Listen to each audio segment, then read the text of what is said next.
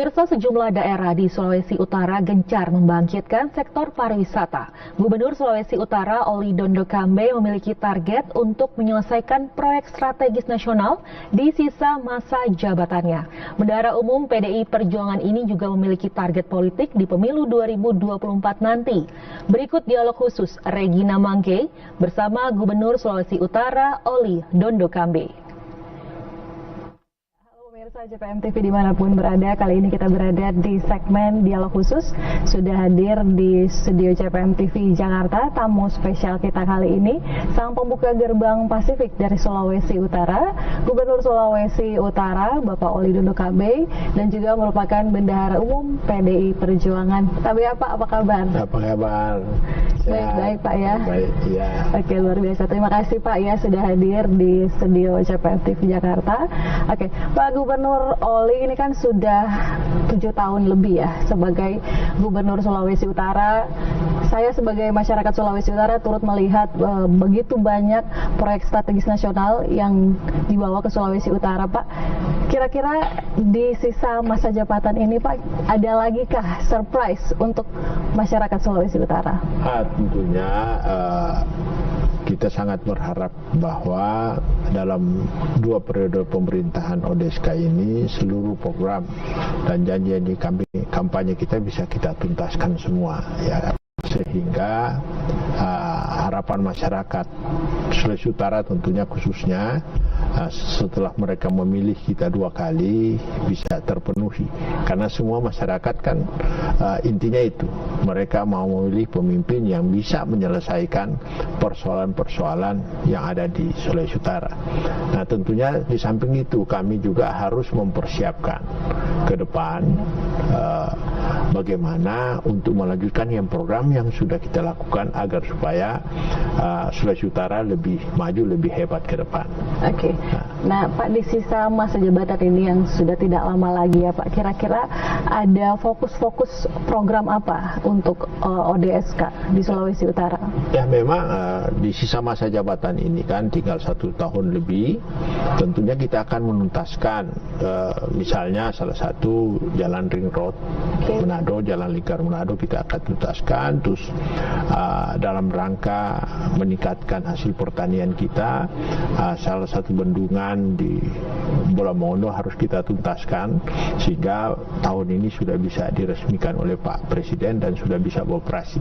Dan kita bersyukur karena kalau tahun ini bisa beroperasi pada saat dunia menghadapi tantangan panas El Nino, Sulawesi Utara ketersediaan airnya untuk lahan pertanian cukup. Nah, ini salah satu 2 proyek ini yang kita berharap masa jabatan kita ini selesai.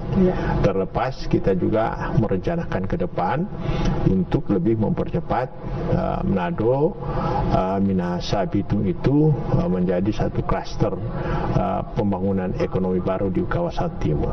Oke, luar biasa. Di tengah kekhawatiran kekeringan ya Pak di mana-mana karena ini El Nino yang katanya akan berkepanjangan, Sulawesi Utara berarti dipastikan aman begitu Pak ya, tidak ada kekeringan begitu Pak. Oke, nah Pak, terkait dengan Likupang ya, seperti kita tahu Likupang ini masuk sebagai satu destinasi pariwisata super prioritas jika memang dibandingkan dengan daerah-daerah yang lain yang sudah jauh lebih maju begitu Pak.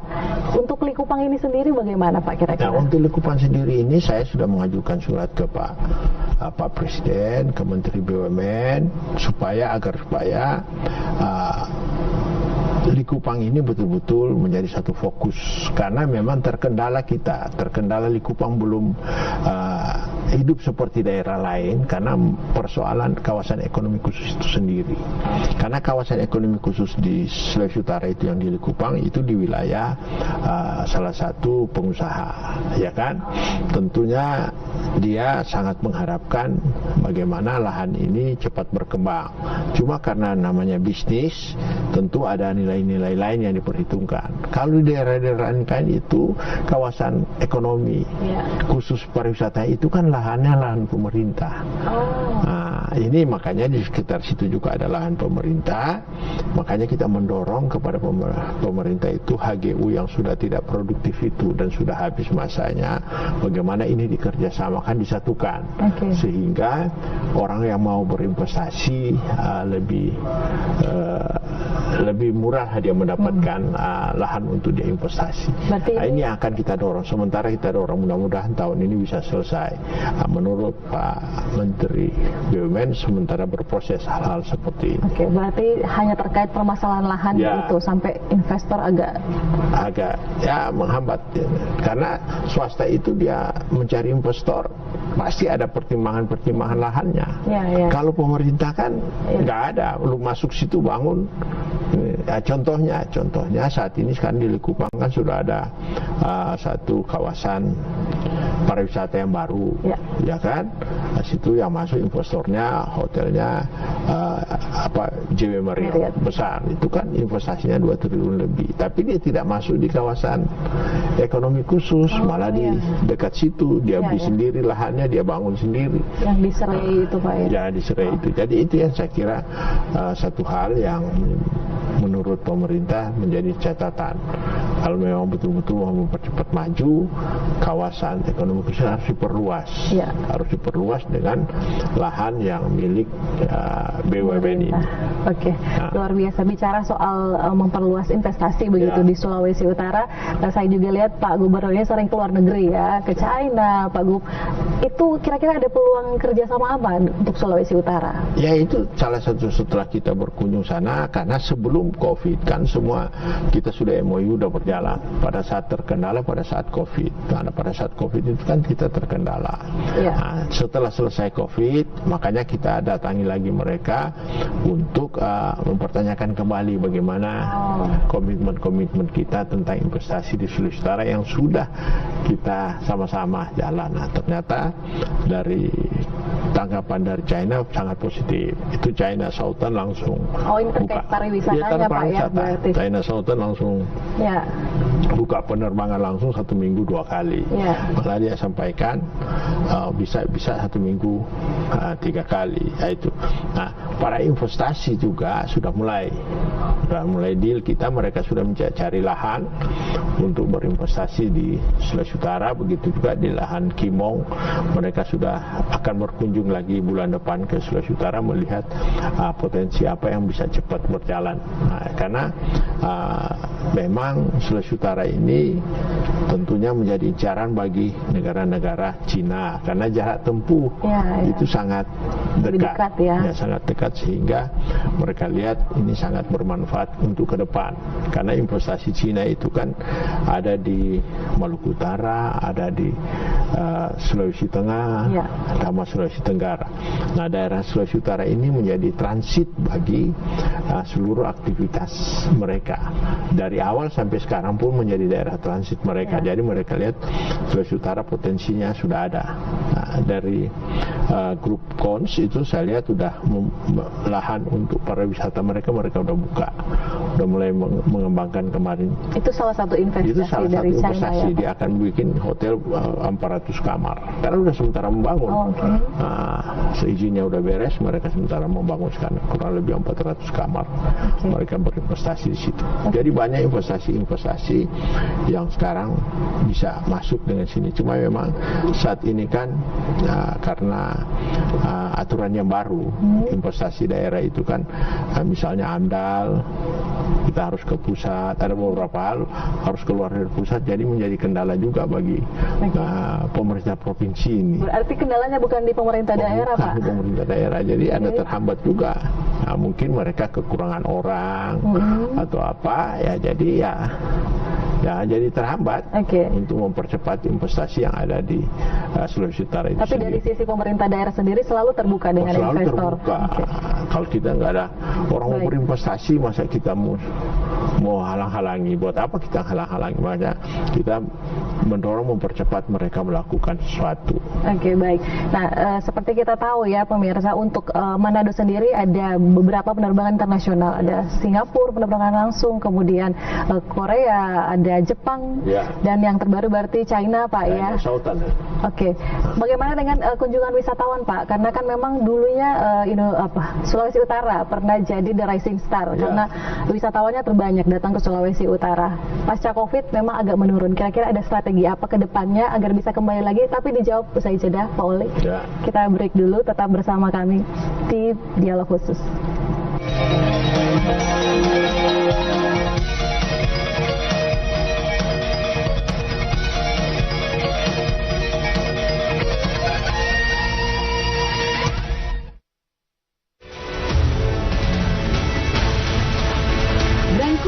Dari seluruh Nusantara, menyuguhkan peristiwa dari beragam sudut pandang. Program yang mencoba melihat Indonesia yang sesungguhnya. Nusantara Kini hadir setiap hari di JPM TV.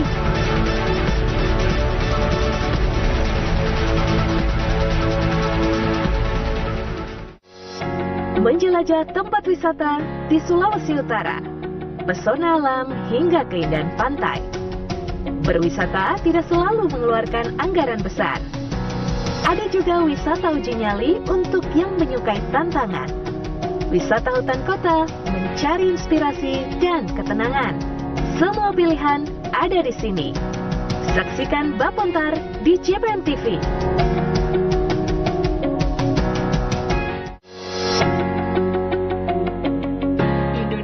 Punya banyak cerita.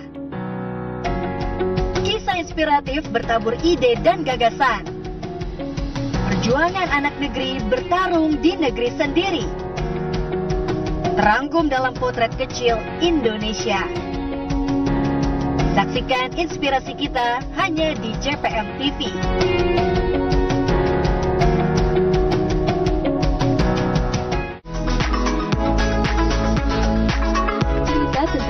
Perempuan. Sejumlah isu perempuan juga dikupas tuntas. Mulai tentang pendidikan, karir, finansial, kecantikan, kesehatan hingga keluarga. Bersama Untuk Perempuan di JPM TV.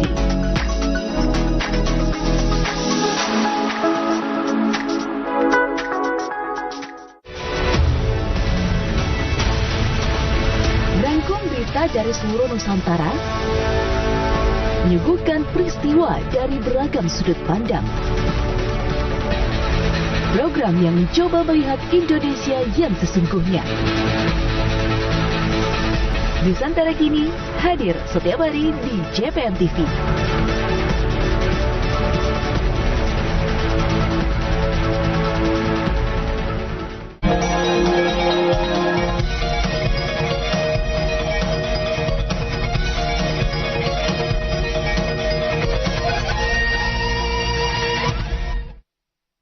Iya, kembali bersama kami di Dialog Khusus, masih bersama Gubernur Sulawesi Utara Bapak Oli Dondo Kambe. Pak, ya, yang lalu memang Sulawesi Utara the rising star ya, karena wisatawannya terbanyak mungkin ya se-Indonesia ya, pertumbuhannya. Artinya pertumbuhannya. Iya, pertumbuhannya.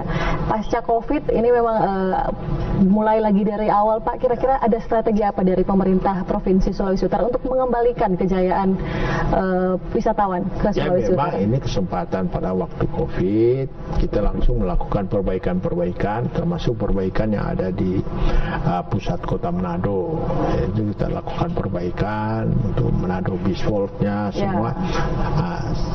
Saya kira ini udah mulai selesai, 70% udah selesai perbaikan-perbaikan. Ada tahap 2 lagi? Udah tahap 2 lagi, udah mulai kita perbaikan semua, sehingga pada saat sekarang mulai kita lagi buka. Itu yang saya berkunjung ke daerah beberapa negara, saya berkunjung, kita komitmen kembali dengan para tur operator untuk sudah bisa berkunjung ke Sulawesi Utara, dan itu sudah terbukti.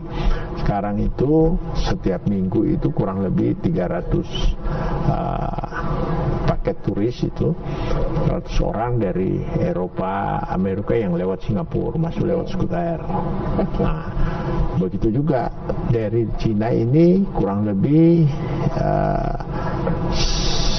350 orang setiap minggu udah masuk. Nah, ini akan berkembang terus, sehingga harapan kita waktu Desember nanti potensi itu sudah 60% seperti pertumbuhan sebelum COVID. Target kita. Desember kemarin Pak sempat ada artis K-pop datang di Sulawesi Utara. Kira-kira Desember ini ada lagi kah Pak? Ada. Jadi setiap tahun itu kan memperkenalkan Sulawesi Utaranya lewat seni, musik dan seni. Salah satu kita tahun kemarin kita bawa K-pop sehingga orang Korea mengenal Sulawesi Utara. Itu tadi mulai Jeju Air membuka penerbangan ke Sulawesi Utara, dia sudah lakukan. Mudah-mudahan ini lancar. Jadi strategi kita memang mana tujuan pasar kita, ya kita buat pertunjukan seni daerah mereka juga, mereka lihat juga kita. Luar biasa. Kita tunggu ya kira-kira ada kejutan apa bulan Desember nanti di Sulawesi Utara. Tapi Pak, kan ini udah mau pemilu Pak. Nah, seperti kita tahu Pak Oli Dondo Kambe ya sudah hampir 2 periode Pak ya. Di Sulawesi Utara. Kira-kira sudah ada persiapan-persiapan kah untuk 2024 nanti Pak? Kalau PDI Perjuangan itu bukan nanti pemilu baru kita persiapkan. Setiap perjalanan partai itu, kegiatan konsolidasi organisasi itu bisa berjalan dengan baik. Karena kita juga harus melihat masyarakat percaya nggak ke kita, kan gitu. Memang setelah kita lihat hasil survei kali kita tidak berpatokan di survei, tapi hasil survei bahwa masyarakat Sulawesi Utara menginginkan kembali PDI Perjuangan mendominasi. Karena mungkin mereka melihat hampir 10 tahun pemerintahan kita sangat solid, dari pemerintah pusat, provinsi sampai daerah itu sangat satu garis itu kebijakannya, sehingga tidak ada hambatan baik investasi maupun pembangunan infrastruktur, pembangunan sumber daya manusia itu berjalan. Dan memang terbukti 2020 hampir merah semua Sulawesi Utara. Ya kan gitu. Nah, jadi kepercayaan masyarakat ini yang harus kita jaga terus. Jadi kesiapan kita lakukan terus sosialisasi, dan juga calon-calon pemimpin dari Sulawesi Utara kita mulai sosialisasi. Siapa calon gubernur nanti, siapa calon wali kota, bupati nanti kita selesai. Kalau masyarakat menerima mereka, ya kita akan dorong. Berarti sudah ada calon-calonnya Pak? Calon-calonnya sudah ada. Bisa dibocorkan kah Pak? Ya artinya kalau gubernur, wakil saya kan sudah 2 periode ikut saya, kan dia bisa kita. Masyarakat suka ya kita akan dorong. Berarti kembali lagi ke masyarakat. Ya kan gitu. Kalau kepala-kepala daerah misalnya wali kota Manado, kalau mereka merasa selama dia kepemimpinan tidak baik atau baik kan bisa kelihatan. Begitu juga wali kota Bitung, kan tinggal lihat sendiri. Kita sudah suguhkan sesuatu yang baik. Apa benar melakukan dengan baik, semua tergantung dari masyarakat itu sendiri. Tapi ada daerah Pak yang udah mendaftar di legislatif, itu bagaimana? Ada yang dipersiapkan berarti untuk daerah ada kepala daerah yang mau jadi legislatif, dan tentu kita persiapan penggantinya. Kira-kira kan seperti itu. Dan PDI Perjuangan masih tetap optimis 2024 tetap akan mendominasi di Sulawesi Utara kita berharap seperti itu. Makanya saya selalu konsolidasi mengatakan kepada kepala-kepala daerah yang masih mau maju, lakukanlah dengan baik sehingga masyarakat percaya apa yang akan kita. Saya selalu contohnya kita kampanye nggak keluar uang banyak, nggak ada bayar ke rakyat. Ya tak, waktu pemilihan gubernur pertama maupun pemilihan gubernur kedua, kita hanya menyampaikan kita maunya itu, ternyata kita terpilih dengan suara yang mayoritas. Itu 3 calon kita lebih 50% lebih.